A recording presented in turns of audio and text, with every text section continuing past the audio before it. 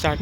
नमस्कार मित्रांनो. तर मी आज माझ्या मित्रासोबत रात्रीचं वॉक करायला आलतो नदीपात्रा आणि शिवाजी महाराज पुलावरून. तर आम्ही बघितलं की एवढा सारा धुवा निघतोय.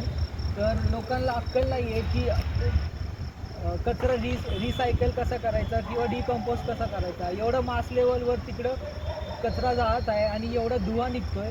आज की शुक्रवार 1 मे रात्री 11 वाजता एवढं घाण प्रदूषण केलं आहे. रात्रीच्या रात्री एवढं सगळं घाण धुवाटात किती किती हार्मफुल प्रकारचे काय म्हणतात त्याला गॅसेस असतात. किती प्राण्यांना त्रास होत असन, पक्षींना त्रास होत असन ते आपण विचारही करू शकत नाही.